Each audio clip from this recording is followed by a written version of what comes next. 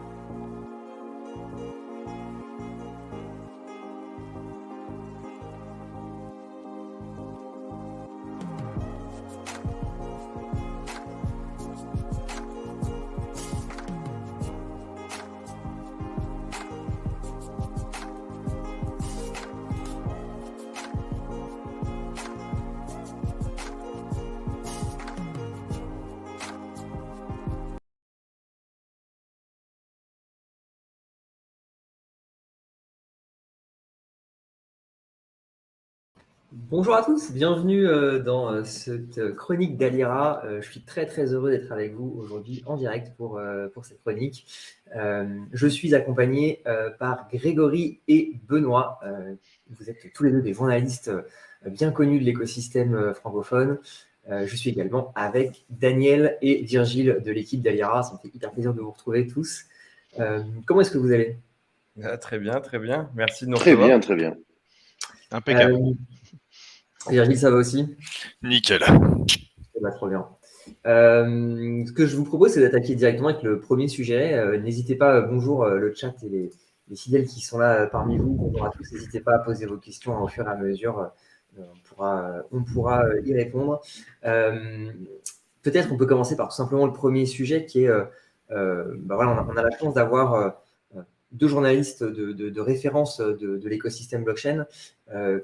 Qu'est-ce que c'est au quotidien être journaliste dans cet écosystème? À quoi ça ressemble votre vie, à la fois les choses incroyables que sans doute vous devez voir, et puis les choses peut-être aussi plus difficiles parfois qui doivent se produire. Qui veut commencer? Grégory, vas-y.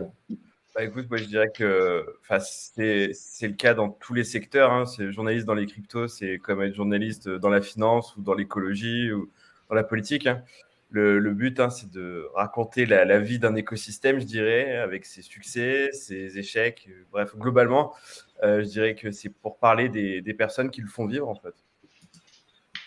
Ok. Et toi, Benoît, ça se passe comment pour toi? Alors, bon, moi, je me place pas en journaliste. Moi, je suis semi-retraité, j'ai cette chance. Donc, mais évidemment, ouais, voilà, en tant que cofondateur du journal du Coin, je suis passé par là aussi. Et en ce qui nous concerne, c'est aussi un métier passion. Donc, on a, voilà, ce que relate Grégory, c'est-à-dire que on a la chance de pouvoir écrire sur quelque chose qui nous passionne. Et donc, le but à travers l'actualité, c'était d'essayer d'en fournir, de permettre à n'importe qui avec une lecture rapide de savoir ce qui se passe. Et ensuite, il y a les dossiers plus approfondis qui permettent de traiter d'un sujet de fond.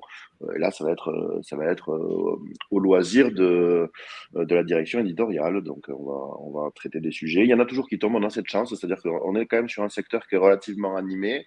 Donc, on a l'embarras du choix entre faits d'armes et des horreurs aussi. Hein. Il y a différents scandales. Donc, on n'est pas en peine sur les sujets à traiter. Ouais, c'est clair. À la différence de beaucoup de secteurs, ouais, c'est vraiment très excitant. Ça bouillonne en permanence. Et malgré les années qui passent, ça bouillonne toujours autant, j'ai l'impression.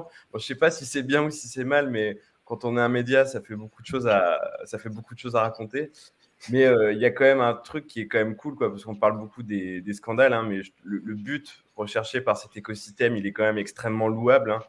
c'est disrupter le système financier et à offrir plus de souveraineté aux gens par rapport à leurs données. Donc j'ai l'impression qu'on traite un sujet vraiment très très important. C'est pas juste du fun, même si beaucoup de personnes à l'extérieur peuvent penser que c'est que ça, quoi, que c'est que des montagnes russes boursières. Non, on est sur des sujets extrêmement importants. C'est quoi, Je suis 100% d'accord. c'est quoi je sais pas, ta journée où ta journée horrible où tu t'es dit sur les dernières années où tu t'es dit putain mais fuck my life, qu'est-ce que je fous là Ouais, il y en a eu beaucoup. Hein. Il y en a eu beaucoup. Non, mais après, bon, c'est pas très original, hein, mais franchement, tu sais, l'affaire FTX, ça a fait du mal à tout le monde. Le secteur est passé on est passé pour des guignols du point de vue de l'extérieur. Tous les efforts qui ont été accomplis pendant des années et des années, tu vois, j'ai l'impression qu'on est revenu des années en arrière. Ouais. Et là, il va falloir prouver à nouveau qu'il y a plein de gens qui build et qui sont des gens honnêtes dans cet écosystème. Et qu'on soit lié ou pas à FTX, en fait, tant qu'on est dans le Web3, on est lié quelque part à ça en termes d'image. Et je trouve que c'est extrêmement dommageable. Et cette journée de l'effondrement, personne pouvait l'imaginer. Et je me rappelle vraiment, c'est du temps réel. Hein, toutes les communications, c'était non, il n'y a pas de problème, il n'y a pas de problème, il n'y a pas de problème. Et bim, à la fin, tout est gelé. On a l'impression d'avoir été trahi par les gens qui bossent là-bas. Hein. Nous, on discutait avec des gens qui étaient là-bas, qui nous assuraient que tout allait bien. Et en fait, bim, le soir, gros mensonge, même si bon, les petites mains sont pas les responsables. Hein. Bien sûr, on leur a menti à eux aussi, quoi. Mais voilà, c'était vraiment une journée pas très agréable. Même si après, il y a le côté excitant de la news qui reprend le dessus, quoi. Il y a plein de choses à raconter. Et le métier de journaliste est utile aussi pour ça. Mais on représente aussi un écosystème. Et voilà, ça faisait chier, quoi. Ouais, tu m'étonnes. Et toi, Benoît, c'était quoi ta pire journée? 100% d'accord, hein, c'est les faillites, hein, c'est-à-dire que quand tu as une faillite avec des dizaines de milliards qui se volatilisent en quelque temps, sachant que la plupart de nos lecteurs, nous-mêmes, hein, moi j'ai été impacté à titre personnel, en plus ça m'a rappelé des vieux traumas, donc ça m'a rappelé un vieux trauma de 2014, c'est-à-dire à savoir Mongox. Voilà, donc moi je les enchaîne. Alors ensuite en essayant de minimiser les impacts, mais quand même voilà, c'est-à-dire que c'est un événement négatif pour tout le monde avec une grosse arnaque. Je pense pas que les employés, il y en avait la plupart qui n'étaient pas au courant parce que nous aussi on avait eu des discussions en interne dans la panique et vraiment c'était une boîte noire. Hein, c'est-à-dire que je pense que les décisions, on va dire malhonnêtes, étaient prises au plus haut niveau et honnêtement, en tout cas, c'était un événement assez dramatique qui n'était pas si simple à anticiper et qui a eu un impact infâme dont on se remet encore petit à petit. Donc là, je suis heureux de voir que la vie reprend son cours. Hein. Ça m'était déjà arrivé en 2014. En fait, il ne faut pas perdre l'espoir. Et j'aimais bien le message que tu as dit, Grégory, parce que c'est vrai qu'en fait, ces technos, ce n'est pas uniquement spéculatif. Là, évidemment, dans le cas d'FTX, c'est une place de marché qui sert à trader et en plus qui fait faillite parce que les dirigeants en fait utilisent les fonds des clients à mauvais escient. Enfin bref, là c'est l'horreur. Donc c'est typiquement le mauvais exemple. C'est aussi un rappel à l'ordre, comme quoi en fait quand on délègue ces cryptos, not your keys, not your Bitcoin. Bon ça c'est le classique, tout le monde le dit, mais c'est un rappel à l'évidence comme quoi il faut. Ouais, les gens ont vécu. C'est un rappel aux fondamentaux, c'est-à-dire que ne mettez pas tout sur les plateformes, sécurisez correctement vos bitcoins. Bon, on l'apprend dans la douleur, c'est jamais agréable. Mais voilà. Et après, le message que j'aimais, c'est quand même ces technologies, c'est un outil d'émancipation. Je suis absolument d'accord.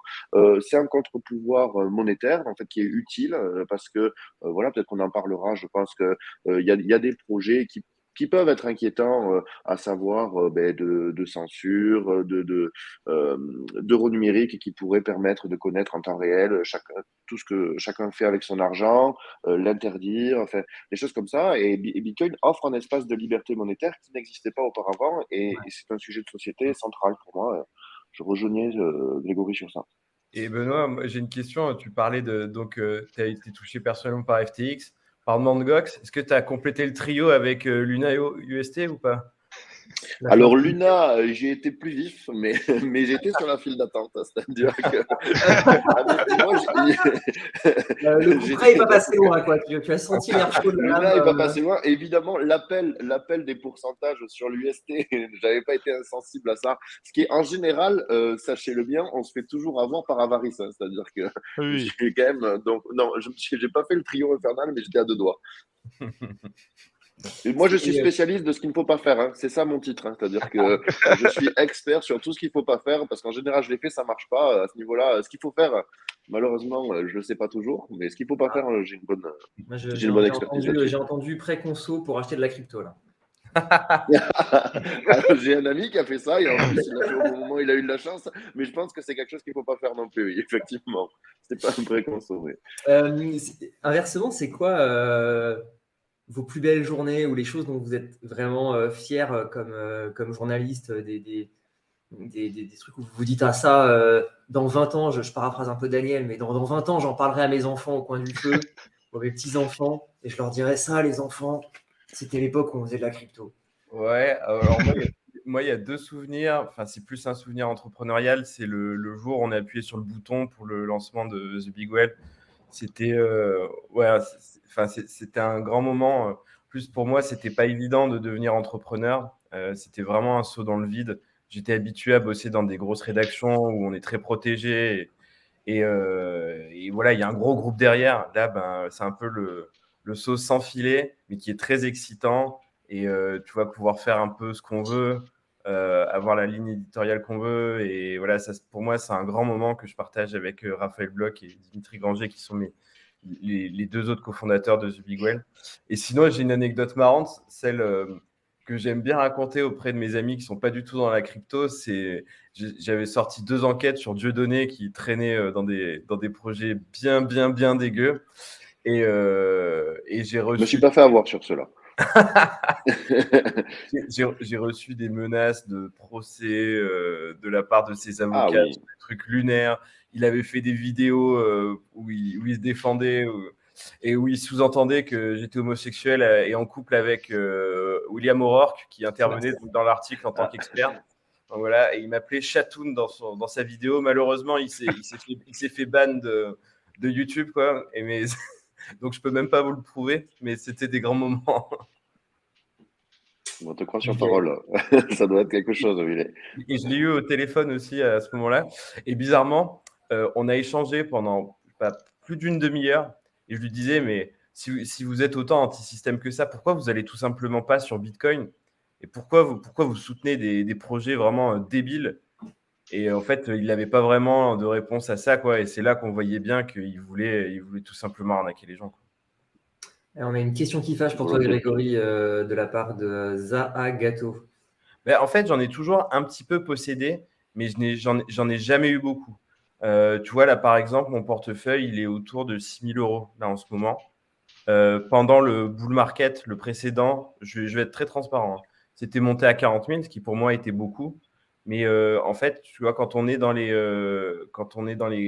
des rédactions traditionnelles, il y a vraiment une histoire on doit déclarer Tes toutes conflits nos. d'intérêts, quoi.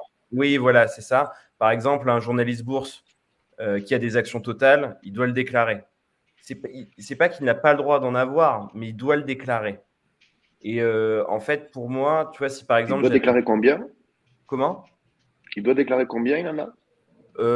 Bonne question. Ouais. À capital, non, tu vois, on ne demandait pas combien, il me semble. Ça doit Euh, être en pourcentage du coup. Comment ça? C'est, je pense qu'à partir d'un certain pourcentage, il y en a qui déclarent. Bah, par exemple, c'est ce que Messari fait dans ses analyses. Dès qu'il y a plus de 5% d'une crypto dans un portfolio, il le déclare ouvertement. Mm.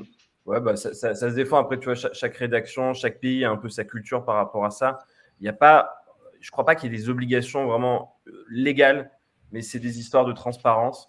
Et en fait, moi, tout simplement, j'étais toujours un peu perturbé. Je me disais, si un jour je deviens une fortune en Bitcoin, comment psychologiquement, au niveau de l'émotion, j'arriverai à gérer le truc pendant les hausses et les grosses baisses pour écrire des articles, en fait. Et c'est juste ça. En fait, moi, je me méfie de moi-même et c'est un choix très personnel de ne pas m'être tellement exposé. Je suis peut-être passé à côté de grosses fortunes, hein, parce que je suis quand même dans le secteur depuis un moment, mais je suis tellement mauvais en termes d'émotion que je pense que de toute façon, j'aurais perdu beaucoup. Donc, je préfère pas trop regarder dans le rétro. Et voilà, quoi. En tout cas, c'est notre façon de faire à The Big Well. Je ne dis pas que c'est la seule, mais en tout cas, c'est celle qu'on a choisie et que je trouve la plus saine. Voilà. Ok. Alors, ouais. Moi, je voulais Ouais. réagir sur les beaux moments. Ben, il y a la mise au monde, hein, la mise au monde évidemment du site, ce que tu as dit, toi, le lancement de ton aventure entrepreneuriale. Donc, moi, c'était sur BitConseil, avant Journal du Coin. Donc, c'était un premier article et ça s'appelle L'angoisse de Satoshi.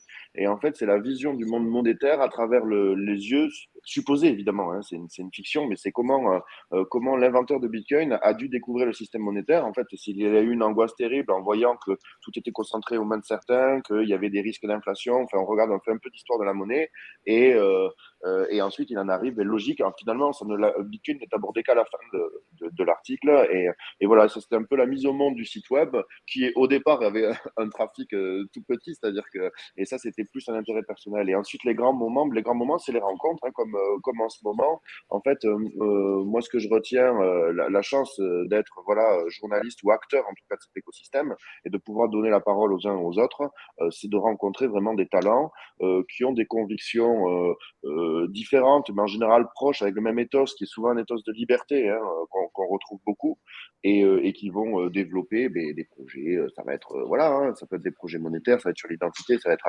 des tas de choses folles. Et ça, vraiment, ça, c'est les joies du métier. Les joies du métier, c'est les rencontres humaines, porteurs de projets, il y en a plein. C'est pour ça que je continue de faire ça, parce que je rencontre des gens exceptionnels et le niveau intellectuel dans les cryptos, et même philosophique, c'est-à-dire que c'est vraiment rafraîchissant, il est stratosphérique, c'est-à-dire qu'il y a des mathématiciens de très très haut niveau, on va dire qu'il y a ça rejoint la philosophie, la société, c'est vraiment génial. Donc ça, Ouais. c'est les beaux moments. Ouais, d'accord avec toi Et quant aussi. aux déclarations crypto, moi je dis en général ce que j'ai, je dis même ce que je vais acheter. Je déteste le dire avant, mais, mais bon, l'incidence n'est pas telle que voilà. Mais bon, par contre, sur les montants, tu sais, moi je communique pas parce que ça rejoint aussi, quand même, il y a des aspects de sécurité, donc voilà, donc je pense que c'est une bonne pratique de dire quand on parle d'un projet, de dire qu'on en a, ou même quand on fait la promotion de quelque chose, dire que si on a été payé pour, que c'est une promotion, ça fait partie des règles du métier. Après, moi, je suis pas forcément pour dire spécifiquement les montants parce que ça crée tout un tas d'incidences qui sont pas toujours heureuses. Et voilà. Mais voilà.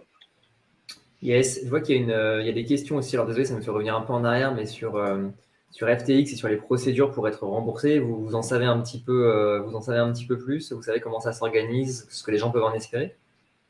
Benoît, peut-être que toi, tu es un peu plus au courant. Alors nous, il y a tout un dossier sur le journal du coin. Je suis pas le spécialiste en nom, mais il y a Antoine Esprit Cryptique qui couvre ça régulièrement. Je sais qu'il y a des sites qui permettent. Alors je suis pas passé par là parce que moi j'ai quand même un petit montant dessus. Il y a du rachat de dette qui se fait. Sinon, il y avait un site qui permettait de s'inscrire. Normalement, vous êtes tous censés avoir reçu un mail. Alors, je vais essayer de retrouver le lien.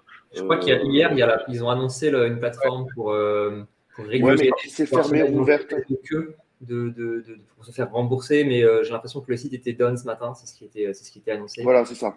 C'est-à-dire, mais ça va être remis en place, c'est-à-dire qu'il n'y a pas, faut pas s'affoler, il n'y a pas d'urgence. Normalement, vous êtes censé avoir reçu un mail si c'est votre cas. Donc, il faut trouver vous avez reçu un mail FTX qui vous rappelle en fait combien vous aviez dessus. Et ensuite, il y a un site sur lequel vous allez pouvoir claim. Il Je me semble pense que qu'il le n'y a pas portail. d'urgence parce que moi, à titre personnel, sur Mangox, j'ai toujours pas été remboursé, donc ça fait 10 ans. Soyez pas trop pressés, les gars. Mais il me semble que le lien, c'est claims au pluriel .ftx.com. Et a priori, vous merci, avez. Grégory. Enfin, ce qui est annoncé et prévu pour l'instant, c'est que vous avez jusqu'à fin septembre pour faire la demande. Voilà, parfait. C'est pas à la journée, mais prévoyez de. On peut le mettre dans le chat, peut-être, le lien. Ouais. Ouais, complètement, ouais, bonne idée. Moi, j'aurais une question entre-temps. Quand vous échangez avec d'autres journalistes, on va dire plus ordinaires, plus généralistes, quel est le rapport en fait que Grégory et Benoît vous avez en fait avec cela? Parce que globalement, on a toujours ce sentiment. Alors, il n'y a pas que ça, mais il y a toujours ce sentiment que, on va dire, la presse généraliste est très stigmatisante par rapport aux cryptos. Les journalistes professionnels sont dans la crypto, soit enthousiastes, soit plutôt réalistes, mais en tout cas pas de l'autre côté de la clôture, si j'ose dire. Lorsqu'il y a cette rencontre-là, est-ce qu'à un moment donné, est-ce qu'ils vous considèrent comme des vrais journalistes? C'est la question que je me pose souvent. Ou comment ça se passe à ce moment-là? Alors, le regard, je trouve, a changé. Effectivement, il y a 4 ans, allez, on va dire quelque chose comme ça, on pouvait me dire bon, c'est quand que ça te passe cette lubie, c'est quand que tu vas rebosser sur des choses sérieuses. Vraiment, c'était ça, hein, mais même de la part de collègues dans les mêmes rédactions, hein, c'était ça, quoi. Mais je crois qu'il s'est passé quand même quelque chose sur la période 2020-2021. Vraiment, l'achat de Bitcoin par Tesla, l'introduction en bourse de Coinbase sont des moments ultra importants qui ont fait passer la crypto dans une autre dimension, en un secteur totalement respectable. Je pense que l'ETF de BlackRock, même s'il n'est pas encore accepté, c'est dans cette catégorie-là. Disons que ça crédibilise auprès de l'économie traditionnelle le secteur dans lequel on bosse. Et ouais, voilà, je dirais ça, quoi. Le Salvador aussi peut-être un peu joué. Il y a aussi le fait, par exemple, ça permet aussi de les mettre un peu en avant, il y a BFM Crypto. Enfin, c'est quand même une émission hebdomadaire sur une chaîne qui est quand même très connue quand même. Ouais, ouais. Est-ce que vous avez vent d'autres types de formats qui existeraient? Parce que BFM Crypto, ça reste quand même dans un côté, on parle beaucoup investisseurs, mais qu'à un moment donné, penses-tu, Grégory, que d'ici quelques années, on aura, ou toi, Benoît, on aura dans une chaîne, on va dire, très grand public, très généraliste, 20 minutes par semaine où on vulgarise, on éduque, on aborde le sujet? J'y crois pas une seconde. D'accord, C'est pas merci. c'est pas parce que c'est de la crypto. C'est tout simplement qu'on parle pas on parle pas de finance, d'éducation financière au grand public en France, ce qui est extrêmement dommage, je pense. Ah oui, c'est grave. Mais voilà, c'est pas un problème de crypto, c'est surtout la finance, c'est mal. Faire des économies, si c'est pas sur le livret A ou l'assurance vie, c'est du casino. On a un peu cette culture en France, donc ouais, D'accord. je pense pas qu'on verra un truc C'est sur marrant. ça, quoi. En tout cas, moi, je me prétends pas, tu vois, je n'ai pas forcément la casquette de journaliste. Moi, je serais plutôt la casquette de vétéran des cryptos. Donc, quand j'étais, tu vois, interrogé, c'était plutôt sur ma connaissance du secteur des crypto-monnaies plus que sur des aspects journalistiques qui sont déjà maîtrisés par mes interlocuteurs. Et effectivement, sur les années, on voit quand même un changement, mais c'est la taille du secteur qui est devenue énorme, hein, c'est ce que tu as dit. C'est-à-dire qu'au départ, il était insignifiant, voire méprisable si on est méchant. Et en fait, le secteur est devenu de plus en plus gros à tel point que finalement, on ne peut plus l'ignorer ni même le moquer. Et c'est voilà, hein, on est fort avec les faibles, on est faible avec les forts. Ça c'est un grand classique. Et donc le marché crypto est devenu fort. Donc du coup, ben, on lui montre plus de respect, des choses comme ça. Il y a Meta aussi dans les game changers. Le fait que Facebook en fait s'intéresse aux crypto-monnaies et veuille faire un stablecoin, ça aussi, ça a été une gigantesque claque dans le secteur Ouais, c'est clair. traditionnel. Excellente remarque, ouais, effectivement. Et c'était, il me semble, la sortie de Libra, enfin la présentation du projet, c'était juin 2019. C'est ça. Donc Ouais. en plein bear market, hein, donc ça nous a donné un os à ronger pendant cette période-là. Mais oui, effectivement, il y avait eu un gros boom. Ouais. Il y a une question pour toi, Ben, qui est: le trading du coin fait-il partie du projet JDC? Trading du Coin, c'est un partenaire commercial historique. Alors moi, je suis par exemple pas associé des deux structures. Il y a des associés du JDC qui sont aussi associés du Trading du Coin. C'était un partenaire commercial historique, en fait, qui était spécialiste du marché du trading, qui s'est fait flamber avec FTX, effectivement. Après, c'était non custodial, c'est-à-dire que chacun a ses sous sur sa plateforme et peut souscrire au service du Trading du Coin. Après, c'est un partenaire commercial parmi d'autres. Et dans le milieu du trading, par exemple, on a travaillé avec tous les acteurs de référence. Par exemple, on peut prendre Napoléon X ou d'autres. Donc, mais c'était un des premiers qu'on ait eu au lancement du JDC. Ok. Bon. Et j'avais personnellement une question que je voulais adresser à Greg et Benoît. En fait, pour le contexte, on a vécu un cycle assez spécial et d'ailleurs peut-être que ça changera d'ici un an, mais on vit un cycle assez spécifique où même s'il y a beaucoup de moins de monde qui suit la crypto actuellement, il n'y a jamais eu autant d'innovation que maintenant et jamais eu autant de secteurs différents qui sont tous en train d'exploser. Et à un tel point que c'est quasiment impossible de tout suivre, même si on ferait ça à plein temps. Et me concernant, j'ai pas mal d'appréhension si jamais le marché crypto devait repartir pour un autre cycle concernant le suivi des infos. Donc, je voulais vous demander comment vous abordez comment vous abordez cette possibilité-là. Bah, pour moi, c'est exactement pareil par rapport aux autres cycles, hein. Pendant le précédent bear market, il y a énormément de choses qui se sont conçues, notamment les premières expérimentations DeFi. Par exemple, on parle d'AV aujourd'hui, qui est un acteur installé. En 2019, bah, déjà, ça s'appelait même pas encore AV, je pense, c'était Ethlend, et qui a vraiment révolutionné le truc. Et après, il y a Curve, il y a Maker qui était là un petit peu avant, mais toutes ces choses-là, elles étaient un peu sous le radar, et la DeFi a explosé. Là, il va y avoir d'autres choses, peut-être une DeFi 2.0. Il y a toute l'histoire autour des layers 2. Là, bon, là, on est plus sur de l'infrastructure.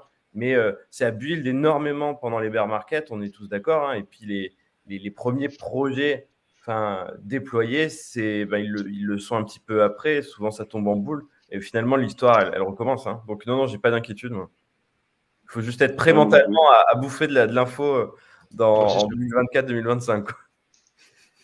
Je crois qu'il y a une phrase philosophique qui dit décider, c'est renoncer. Donc, ce qui est difficile, c'est de choisir. Et évidemment, notre temps étant limité, on ne pourra pas tout embrasser comme on l'aimerait. Donc, on est obligé de faire des choix, que ce soit, tu peux faire des choix éditoriaux quand il s'agit de traiter l'information, car on ne peut pas tout traiter. Et en termes d'investisseurs ou même de particuliers, tu vas choisir des secteurs qui te plaisent plus ou moins. Par exemple, nous, Samy, lui, il est fan d'infrastructure. Il va y en avoir d'autres, chez Token Breeze, qui vont être fans de finances décentralisées.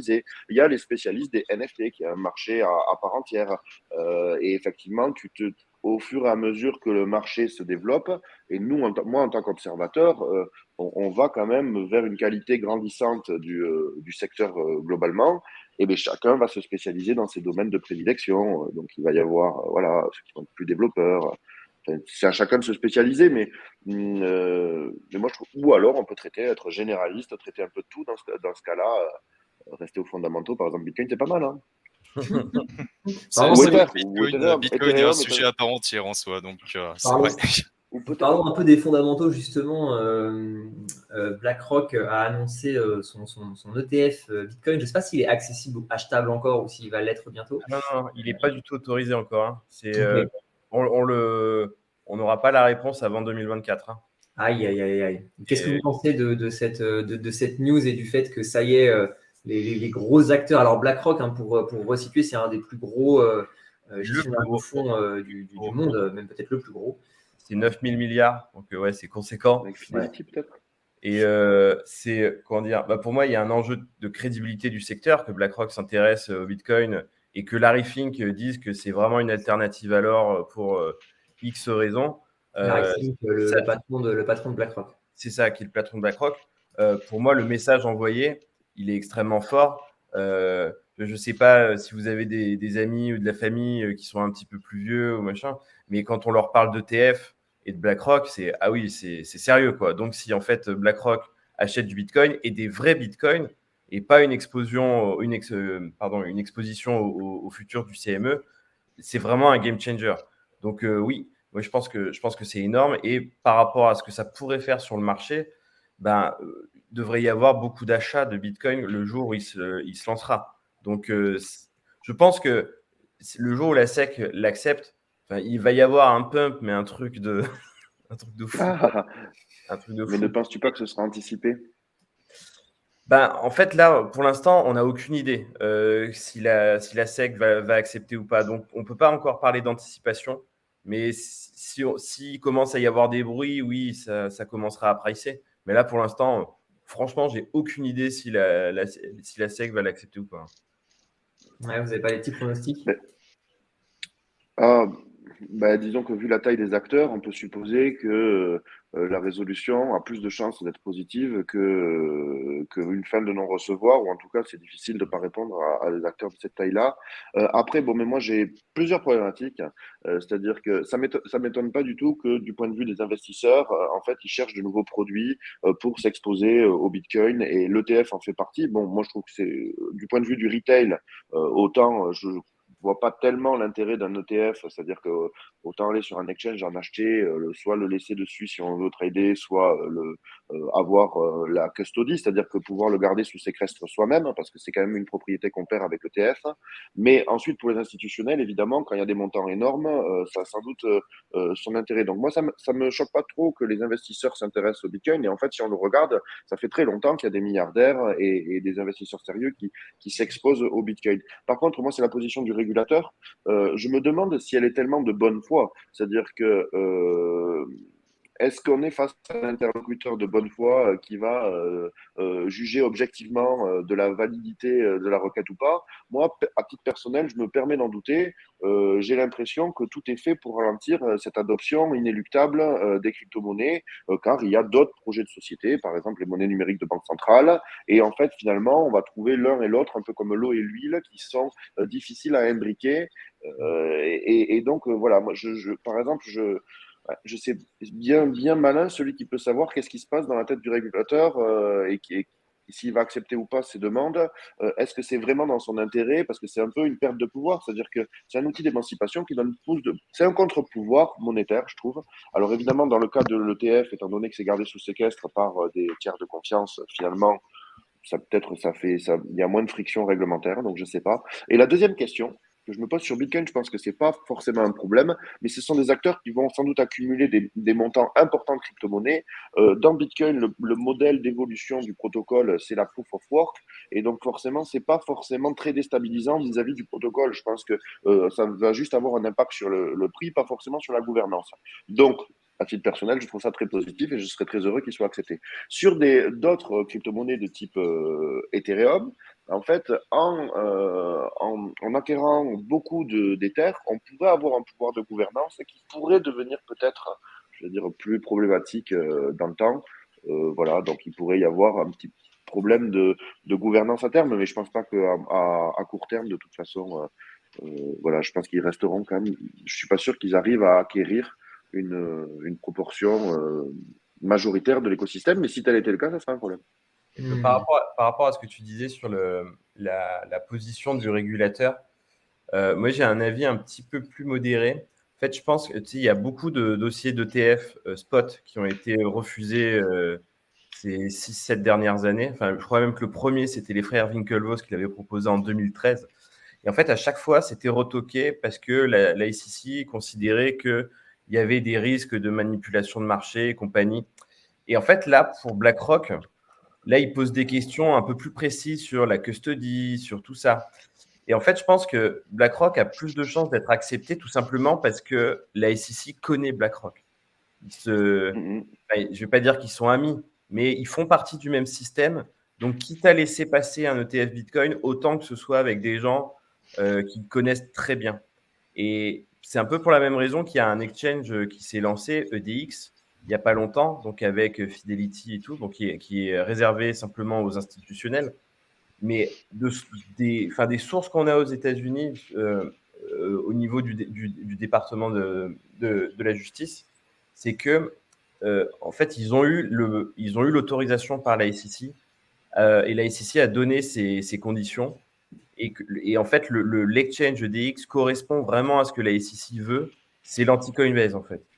Donc, en fait, c'est la SEC, pour vous résumer, c'est pour Bitcoin, pourquoi pas, en tant qu'actif d'investissement, parce qu'ils n'ont pas, l'aspect monétaire, ça rentre même pas en ligne de compte. OK pour l'aspect investissement, mais par contre, avec nos amis, quoi. Aïe, aïe, aïe, c'est dur de sortir hein, des vieux réflexes. Ouais.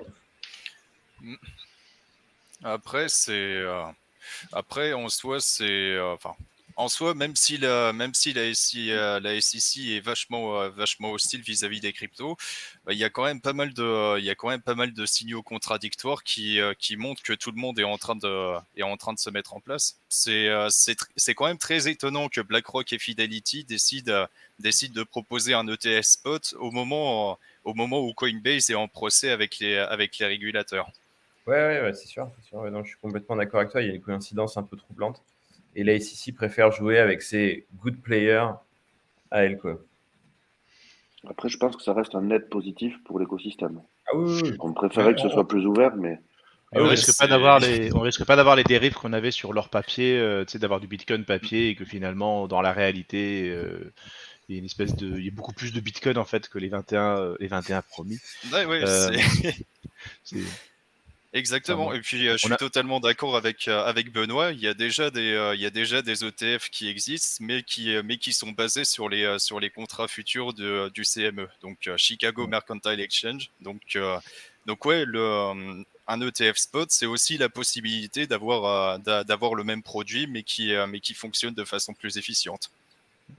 et, Ouais, et, et, et est-ce qu'on pourrait pas avoir pour dernière dérive de se dire, si tu veux du Bitcoin, tu ne peux prendre que sous forme d'ETF. Il n'est pas administrativement légal de l'avoir de manière brute et numérique. Qu'est-ce que je veux dire? C'est-à-dire qu'à un moment donné, ce soit une manière de se dire, tu veux de la crypto, mais tu l'auras sous contrôle. Bah non, mais après, je pense que tu vois, si on veut investir via, par exemple, son compte Boursorama, bah moi, ça me semble plutôt logique qu'on passe par des solutions style ETF, Bien parce sûr. que ça s'adresse aux gens qui ne savent pas gérer la conservation. Et en fait, faut juste pas interdire aux gens de pouvoir choisir le moyen qu'ils veulent. Tu sais, C'est exactement ça. si je veux en acheter sur Binance, Kraken ou n'importe quoi et les conserver sur ma Ledger, je veux surtout pas qu'on m'interdise. Mais par contre, c'est pas vraiment la solution que je conseillerais à mes parents. Tu vois, Oui, mais tu peux te c'est justement rassurer. parce que cette solution existerait, on pourrait se dire, si vous voulez de la crypto, vous avez cette solution-là. Donc l'autre étant trop risqué, parce que les échangeurs pas gentils, parce que on n'aime pas que tu aies ton vrai pognon. Enfin, tu sais, c'est-à-dire que le fait que ça soit BlackRock, le fait qu'il y ait peut-être un petit truc un peu favorable, fait que si cette solution administrative existe, tu vois, ça serait comme dire prenez tel type d'OS, mais prenez pas Ubuntu ou Unix parce que, enfin, on aura peut-être le même parallèle, c'est-à-dire qu'à un moment donné, l'écrasante majorité des gens auront de l'ETF et qu'en fait, ceux qui ont du Bitcoin, ce sera un peu comme les gens qui ont du Unix, qui sont un peu marginalisés, quoi. Ouais, c'est une vision, Modèle. c'est un peu extrême, hein. On ne voit pas encore d'interdiction Et des autres moyens. Mais non, je moi, sais je suis pas, hein, Grégory. toi, c'est Pour, pour pour, la net positive. C'est juste un autre moyen d'acheter du Bitcoin et c'est bien. D'accord. Si c'est ça un reste net là-dessus, moi positif. je suis content, hein. Daniel, moi, le risque dont tu parles, je le trouve pas incohérent. J'espère qu'il ne se réalisera pas, mais en fait, le risque de réquisition historiquement existe, hein. C'est-à-dire que à la fin de la convertibilité or, et même pas, mais avant, même d'ailleurs, dans les années 30, il y a eu des réquisitions sur l'or des particuliers aux États-Unis, qui était Mhm. une demande administrative. Et ensuite, si on regarde dans l'histoire de l'humanité et même sur les différents continents, les restrictions au mouvement de capitaux, c'est un classique dans la plupart des Ouais. pays. Je me demande même si, en fait, la France et l'Europe ne seraient pas l'exception sur la liberté de circulation des capitaux. Mais moi, pour avoir vécu en Argentine, en fait, tu ne transférais pas les devises que tu voulais, où tu voulais, comme tu voulais. C'est-à-dire C'est que ça. le dollar était absolument, Tu peux je veux avoir de dire, l'or papier, soutenu par. mais tu peux avoir de l'or papier, mais pas du vrai or, quoi. C'est pas quelque chose d'impossible, quoi.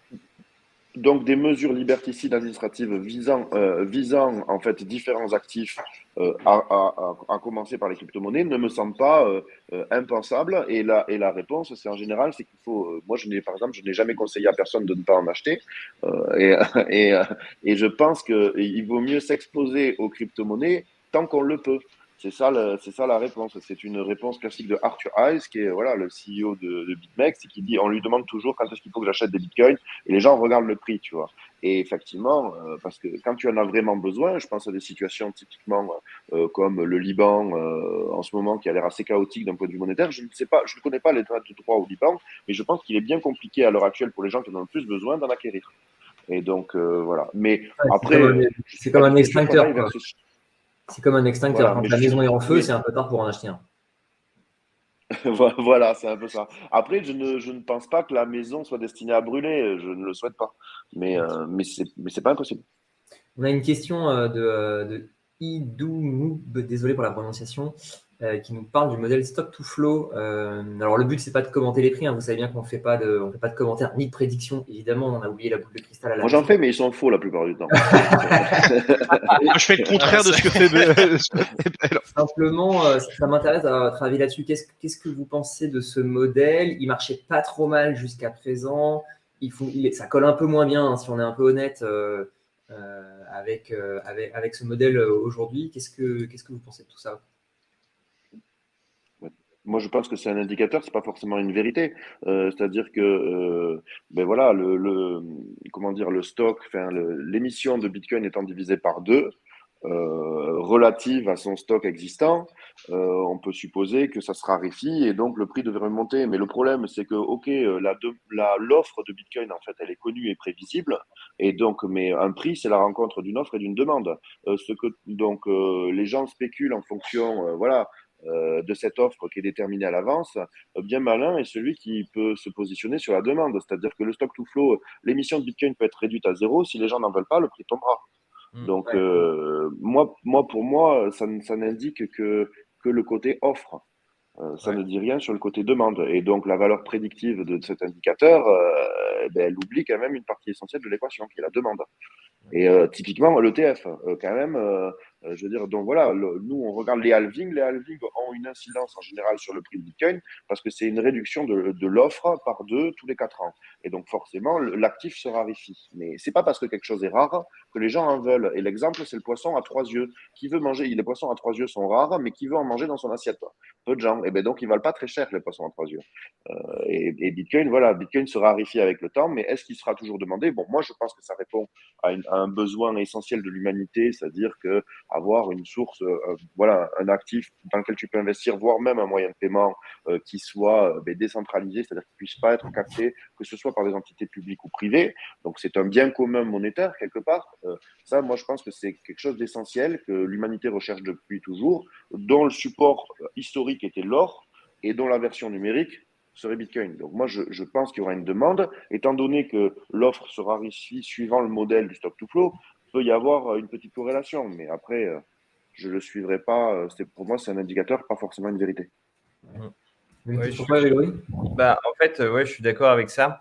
Et il y a un truc aussi, c'est depuis toujours, depuis la création de Bitcoin, il y a de plus en plus de nouveaux utilisateurs recensés. Donc c'est très bien. Avec Bitcoin qui se raréfie, ça colle pour une augmentation du prix. Mais tu vois, si un jour on constatait qu'il y a une stabilisation du nombre d'utilisateurs de wallets, je pense que tout s'écroulerait. Et c'est pas obligatoire que le Bitcoin intéresse tout le monde. Nous, on vit dans ce monde-là.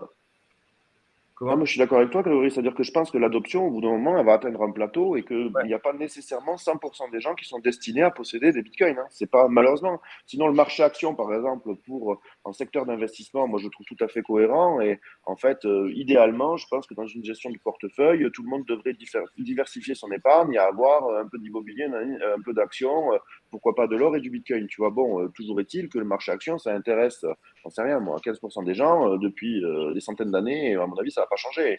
Bitcoin, je sais pas quel est son taux plateau, mais au niveau des têtes, à mon avis, il y a une adoption plateau. Par contre, il y a quand même quelque chose c'est qu'en parallèle, il y a le nombre d'euros et de fiat qui, lui, ne fait que croître.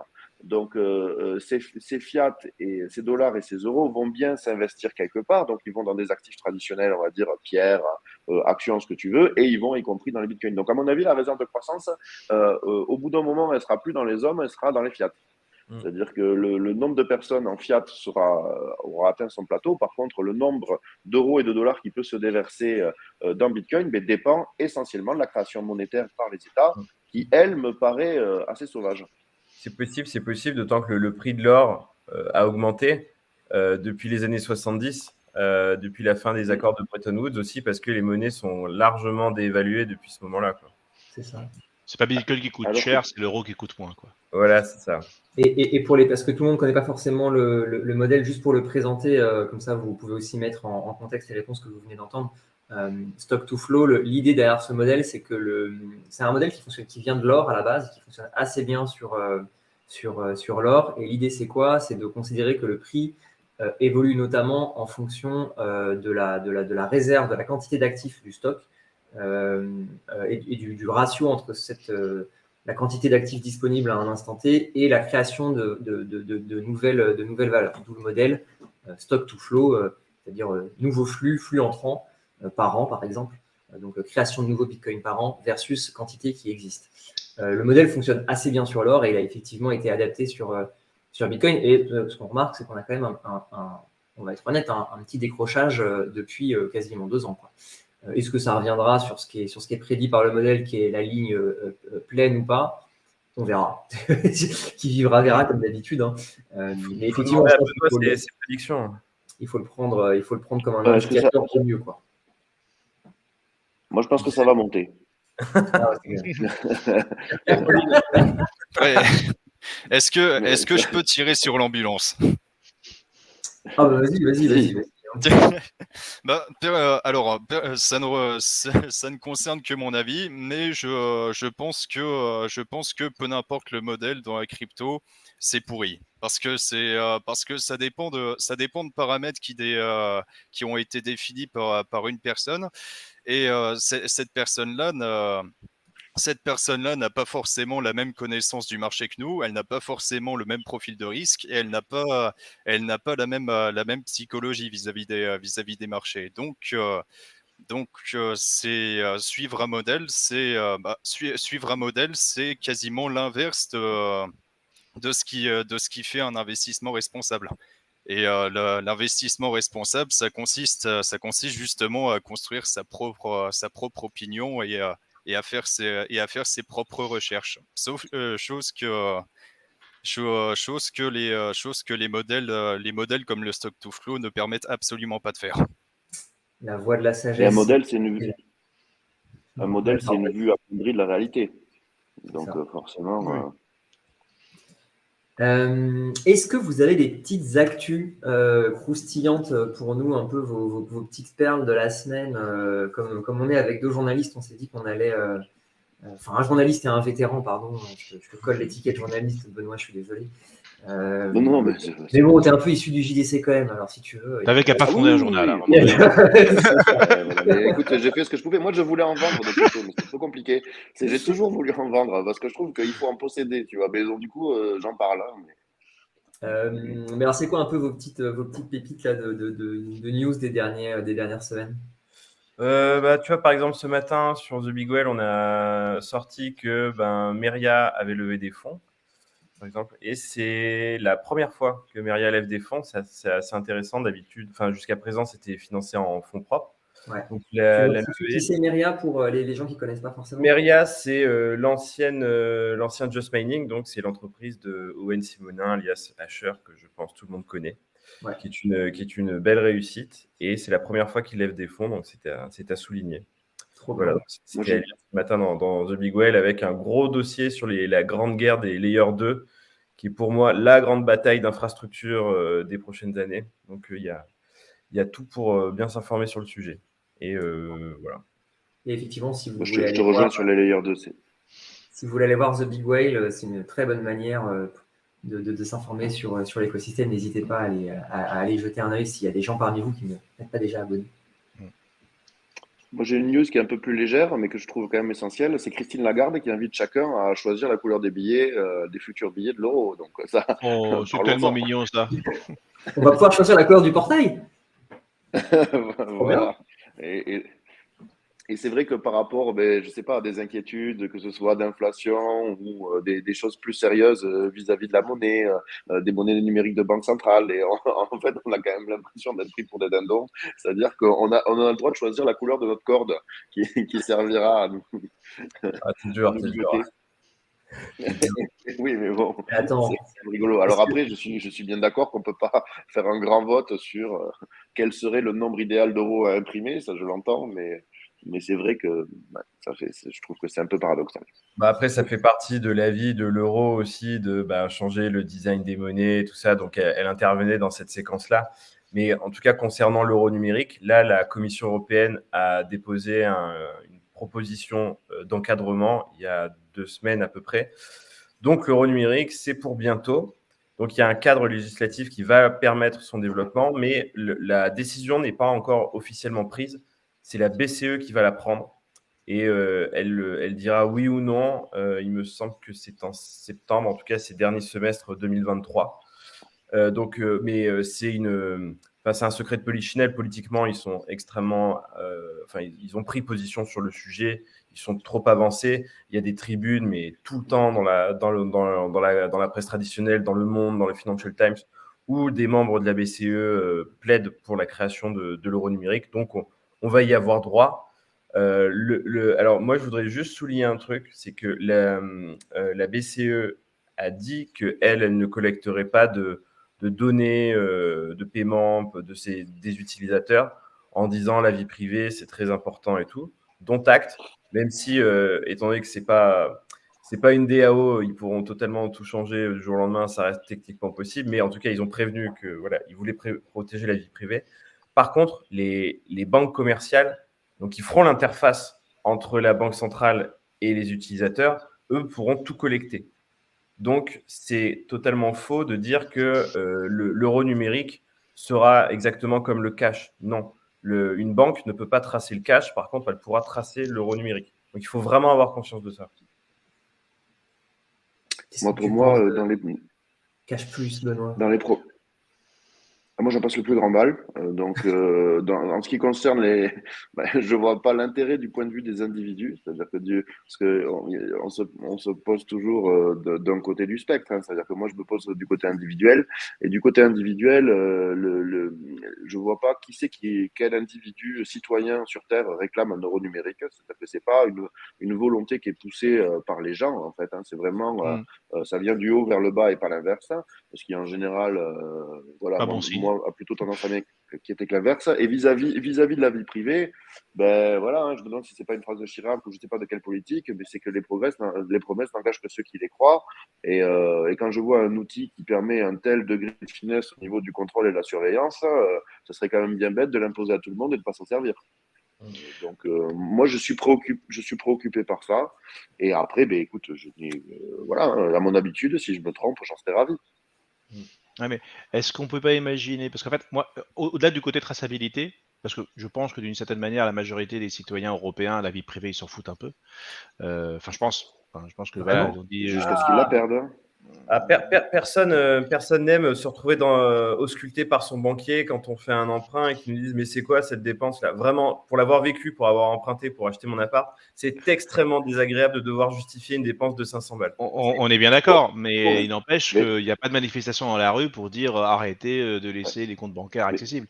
Tu Oui, vois, donc, mais les gens Mais déjà détestent se faire, aussi pour ça. déjà se faire ausculter par son docteur est suffisamment désagréable, par son banquier, c'est insultant. Et, mais pour le coup, parce qu'en fait, au-delà de ce côté traçabilité, moi, ce qui m'effraie, c'est le fait que ça puisse être gelé. C'est-à-dire qu'en fait, tout pourrait être gelé. ben, Tu vois, bien c'est une citation sûr. au dernier talk, c'est la citation que tu as donnée. Benoît, ça rend la population docile, hein, le fait de pouvoir être gelé ou de dire ah on a un petit doute sur quelque chose, Monsieur Raymond, sur votre prêt, on va tout geler en attendant. Avant, on pouvait Là, dire si tout était gelé, si ta carte bancaire ne passait pas parce que ton compte avait été bloqué par inadvertance par mégarde, tu dis bon, au moins j'ai 20-30 euros de billets dans mon porte-monnaie au cas où pour aller acheter mon pain et éventuellement payer le taxi pour rentrer. Là, ça serait plus le cas. T'es complètement, on peut complètement te moi, nullifier de cette manière-là, quoi. Alors, par contre, les billets et c'est, les pièces ne disparaîtront pas. Hein. Oui, C'est jusqu'à ce qu'on dise que c'est et pas écologique faudrait, d'imprimer des pièces alors qu'on a le numérique. Oui, non, mais tu vois, là par contre, je pense que les gens descendraient dans la rue pour quelque chose comme ça. La Banque centrale en a tout à fait conscience. D'accord. Moi, j'essaye quand même de distinguer ce qu'on peut évoquer comme théorie du complot et le vrai quand même, parce qu'on joue beaucoup à se faire peur avec cet euro numérique. Il y a des risques très très importants. Hein. Vous l'avez très bien mais tous. qui le demande, Il faut cet vraiment en euro avoir. numérique? Comment? Qui le demande? Qui en veut? Moi, Je suis d'accord, personne. Et pour moi, c'est une bataille en fait de communication de la part des banques centrales qui se font la compète entre eux. Par exemple, il y a eu le yuan numérique lancé dans pas mal de provinces en Chine. La Banque centrale européenne elle dit oh là là, ben, nous, il faut qu'on soit innovant aussi. Donc, elle fait pareil. Mais tout ça, ça vient du lancement, enfin du projet de lancement de Libra.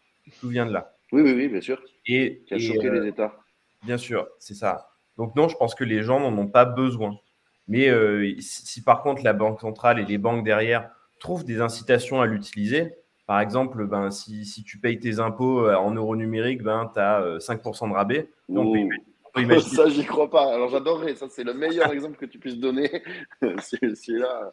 C'est pour faire aimer cette monnaie, effectivement, si elle donnait droit à des réductions d'impôts, je pense qu'elle serait approuvée par tous rapidement. Ou alors, Mais un truc genre tu peux payer plus tard tes impôts. Par exemple, tu sais, pour inciter les gens à faire leur déclaration de revenus en ligne, et pas en papier, on leur donne un délai supplémentaire. Bah, tu vois, pour y avoir des choses comme ça, on peut trouver plein d'incitations. on peut trouver des incitations positives, on peut trouver aussi des incitations négatives. C'est-à-dire qu'on peut taxer aussi certains comportements d'achat. par exemple, grâce à ces.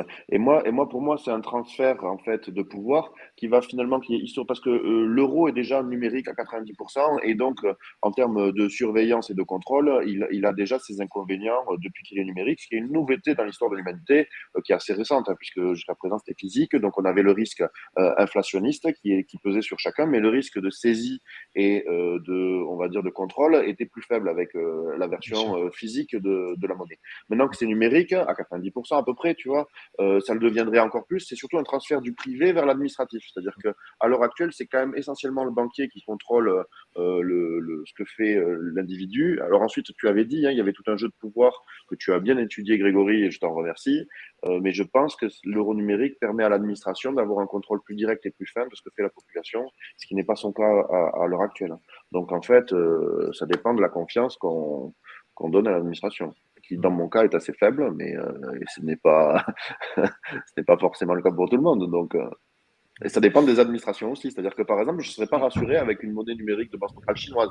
C'est en tant que Chinois. Mais en tout cas, Bah, vous l'avez compris, désolé. il faut acheter du Bitcoin, les mettre sur une Ledger et prendre l'abonnement Ledger Recover. Bon, ça c'était une blague. Ah ouais, ça, Notre ça, financial Au pire, advice. au pire, si on veut vraiment être anonyme, on prend du cash, ça marche aussi. Ouais, bah, le cash, tu le retires oui, comment avec mais le compte bancaire, hein? Ouais, c'est voilà. bah après, bah tu le retires en Allemagne. Ouais, mais Bah, si tu après, Ouais, mais c'est le cash, c'est bien, mais c'est local, c'est-à-dire que ça t'enferme un petit peu. C'est-à-dire que si tu es dans le cas, par exemple, d'une communauté, on va dire en Afrique, tu peux travailler avec tes voisins, mais tu peux difficilement vendre tes biens, tes services et ton intelligence à des gens du monde entier. Pour le faire, si tu veux vendre ton temps et ton talent à n'importe qui dans le monde, ben, c'est difficile de le faire en cash, quoi. Après, Donc, bah, je suis d'accord que le cash, ça reste une monnaie un peu en voie de disparition. Mais à l'échelle européenne, tous les pays n'ont pas abandonné le cash pour autant. Ah oui, bah, tu parlais de Par l'Allemagne. exemple, en France, la part est relativement faible, mais en Allemagne, plus de la Oui. moitié des échanges réalisés mais, sont en espèces là-bas. Ouais. et Il y ça a vient une de vraie l'histoire des culture du pays, cash parce que là-bas. Ouais. plus l'histoire monétaire du pays a été tragique, hein, plus ils sont attachés au cash parce qu'ils savent très bien quelles pourraient être les dérives d'un État devenu fou, ce qui n'est pas tout à fait impossible, dans le cas où il aurait la main mise sur une monnaie numérique de banque centrale. Moi, je veux Ouais. dire, parce que par exemple, même en démocratie, tu vois, tu as des changements de régime, on peut passer de l'un à l'autre, d'un centre à un extrême, et ça devient sympa quand on commence à avoir une monnaie numérique de banque centrale qui est aux mains d'un gouvernement devenu un peu plus agressif, tu vois, ça commence à devenir intéressant. C'est pour ça qu'il faut des garde-fous. Et le garde-fou, effectivement, un des garde-fous, tu as le cash historiquement, l'or historiquement, et Ouais. pourquoi pas les crypto-monnaies. Donc Ouais. c'est pour ça que moi c'est le dernier point, c'était le côté contre-pouvoir. Ouais. Puis Contre-pouvoir, parce que les Allemands, ils savent qu'ils peuvent se chauffer avec des billets au pire, hein, donc c'est déjà ça. ils l'ont eu fait. Ils l'ont fait, quoi. Donc, Tu disais, ouais, pour toi, c'est un contre-pouvoir, Benoît, c'est ça? Mais voilà, disons que tu as le politique, hein, tu as la séparation des pouvoirs, on va dire, qui revient à Montesquieu, l'exécutif, le judiciaire, et je sais plus lequel, mais enfin les trois pouvoirs. Et ensuite, tu as les médias. Donc, on retrouve qui ont quand même cette volonté finalement d'informer les gens et qui sont censés rechercher la vérité. Alors, évidemment, ils peuvent se retrouver à devenir un des relais du pouvoir. C'est comme ça que les médias, en fait, finalement, se dévoient. Hein. Mais normalement, la sphère médiatique est un contre-pouvoir parce que tu peux mettre en lumière des sujets et donc tu les choisis voilà, ça vient quand même embêter le politique. Et en tout cas, c'est ce qui devrait être. Et ensuite, pour moi, tu as le contre-pouvoir monétaire qui est quand même essentiel. Et voilà, et c'est-à-dire que finalement, si t'es préoccupé par ces évolutions de société, tu peux, en fait, en fonction de comment tu investis ton épargne, t'exposer plus ou moins à différentes sorties. Donc, moi, c'est quelque chose qui m'habite, hein, c'est-à-dire que j'aime bien. Et donc, si tu es un média spécialisé dans les cryptos, donc là, tu es dans le double contre-pouvoir. Et quelque part, c'est ce qu'il y a de plus beau. Yes, merci beaucoup. Bon, allez, sur ces belles paroles, on va devoir conclure malheureusement, même si la discussion était hyper intéressante. Et merci encore une fois à vous tous d'être venus sur ces chroniques.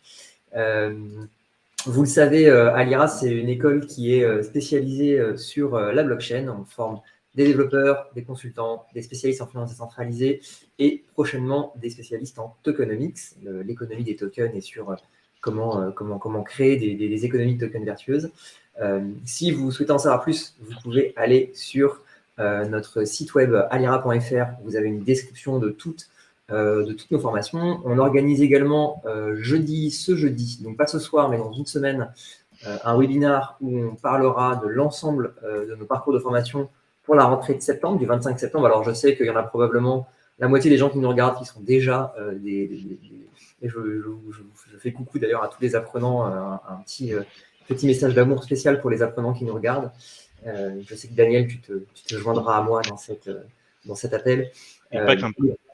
Mais pour les autres, pour ceux qui ne sont pas encore apprenants chez Alira, donc vous pouvez aller vous inscrire sur le webinar dont on vient de publier l'adresse, donc alira.fr pour avoir toutes les infos. Si vous voulez nous retrouver sur les chroniques, la semaine prochaine, nous ne serons pas là pour cause de ETHCC, qui est la grande conférence annuelle sur Ethereum où toute l'équipe sera présente. Et donc, pour simplifier la vie de tout le monde, on a juste annulé les chroniques, mais on vous fera un compte-rendu la semaine suivante. Et ce sera d'ailleurs la dernière émission, donc on se retrouve dans 15 jours. Voilà, à nouveau, merci beaucoup à tous et à toutes d'avoir participé à ces chroniques. C'était un très, très grand plaisir. Et je vous dis à très bientôt. Prenez soin de vous. Bon appétit. Il est 13h30. Et à bientôt. Au revoir. Salut. Salut Au revoir. tout le monde.